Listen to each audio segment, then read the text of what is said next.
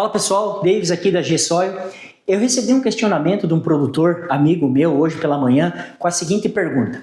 Falou, Davis, eu estou plantando soja safrinha, aqui na região está chovendo bem, tem bastante umidade no solo, e o meu plantio com botinha não está ficando legal. Então eu resolvi tirar a botinha do plantio, deixei apenas o mangote do fertilizante com o fertilizante correndo sobre a linha de semeadura. E aí um pouco do fertilizante incorpora, mas a maior parte fica sobre a linha de semeadura. E a pergunta dele foi a seguinte: eu posso ter problema de produtividade nessa situação? E a resposta, como grande parte, dos questionamentos na agronomia, é depende, tá? Mas a gente vai entender essa dinâmica e eu vou tentar responder isso daí para que vocês possam compreender. Vamos lá. Vamos pensar o seguinte, vamos pensar principalmente na questão do fósforo, que é o nutriente que está indo em maior quantidade no fertilizante. Primeiro ponto que nós temos que entender é o seguinte: fósforo, pessoal, ele no solo é praticamente imóvel. A mobilidade no solo é mais ou menos em torno aí de 0,5 centímetro ao ano. E isso quer dizer o quê? Que esse fósforo colocado aqui na camada superficial, ele vai descer lentamente no solo. Uma coisa muito importante que nós temos que entender é o seguinte: o fósforo, dentre os nutrientes, é o elemento com maior reatividade no solo. Eu vou dar um exemplo para vocês. Suponhamos que a gente tenha feito uma calagem superficial nessa área, certo? Uma dose, de certa forma, mais elevada. O que vai acontecer?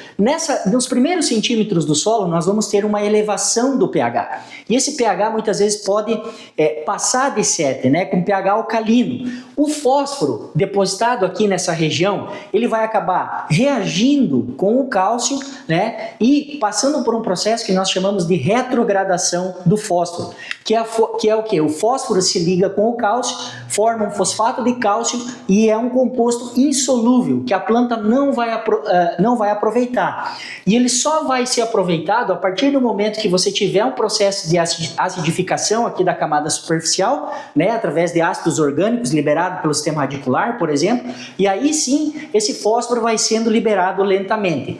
Então esse é um ponto muito importante para a gente levar em consideração. Outro ponto, nós temos que entender quais são os processos, de absorção dos nutrientes no solo. Como é que a planta absorve nutriente? Nós temos 3 processos principais, que é fluxo de massa, que é o movimento do nutriente com a solução do solo, com a água no solo. O segundo, interceptação radicular, que é o desenvolvimento da raiz. Ela vai se desenvolvendo e encontra o nutriente no solo. E o terceiro processo é o processo de difusão. O fósforo, pessoal, ele é 90% absorvido pelo processo de difusão. E como é que ocorre esse processo de difusão? Uma coisa, fósforo, ou seja, nutrientes, a planta, ela não come nutriente no solo, ela bebe sais solúveis. E o fósforo é absorvido na forma de ânion fosfato, esse H2PO4. O processo de difusão ocorre da seguinte maneira: o movimento do nutriente de uma região de maior concentração para uma região de menor concentração próximo à raiz. Como o sistema radicular da cultura está constantemente absorvendo nutriente, aqui gera um desequilíbrio químico. E aí, então, esse fosfato aqui, ele acaba sendo deslocado no processo de difusão para próximo da raiz. E é um processo, de certa forma, lento. Então, esse é o processo de absorção do fósforo no solo. Agora, para a gente entender, tentar responder essa questão aí.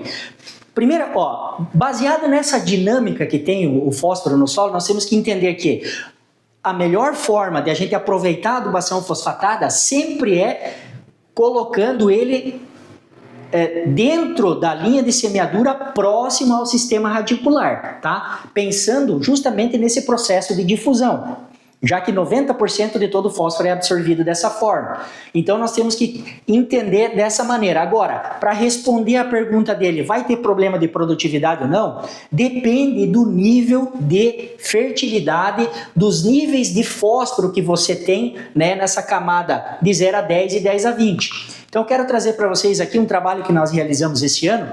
Esse aqui é uma área que nós fizemos uma amostragem numa grade amostral de 1 hectare, tá? Por que a gente fez isso? Para tentar entender e conhecer a variabilidade do fósforo na área. E a gente também a gente fez uma amostragem de 0 a 10 e 10 a 20 para conhecer o gradiente de concentração do nutriente no solo. Como é que ele está distribuído na camada de 0 a 10 e 10 a 20. Então note o seguinte, nessa área aqui, essa área aqui, o nível crítico é em torno de 15 miligramas. O nível crítico quer dizer que é o nível já que o nutriente ele é considerado alto no solo. Então nós temos aqui cerca de 80, 90% da área já com os níveis de fósforo acima do nível crítico. E alguns pontos, ó, com 12, 13, 14, 13, enfim, um pouquinho abaixo do nível crítico. E de 10 a 20, aí nós já temos uma situação um pouco distinta, já com alguns pontos já com fósforo mais baixo, 8, 7, 10, 8, 7, e aqui partes também com o fósforo mesmo abaixo dos 10 centímetros, né, acima do nível crítico. No geral, essa é uma área que, se você tiver numa situação dessas do fertilizante estar sendo jogado sobre a linha, muito provavelmente você não vai ter problema nenhum de produtividade em função do teor já estar acima do nível crítico nessa camada aqui, e na camada, né, de 10 a 20 você tem um teor médio de fósforo praticamente no solo. Então nessa situação não vai ter problema, mas o que a gente tem que fazer? É fazer o diagnóstico correto para a gente saber se a gente pode, em determinadas situações, colocar o fertilizante sobre a linha de semeadura, ou até mesmo, em muitas situações, você tirar um pouco o pé, né, do acelerador no fósforo e pegar parte dos dólares que tu está investindo em fertilidade e investir em nutrientes que você está tendo mais problema. Como, por exemplo, é o caso que a gente vê muito, a questão do potássio aqui na nossa região, tá bom? Era isso que eu queria passar para vocês, então fiquem à vontade em entrar em contato. Se vocês precisam de uma recomendação, precisam de um acompanhamento profissional nessa parte de fertilidade, a AG Soil está aí para acompanhar vocês, beleza? Forte abraço!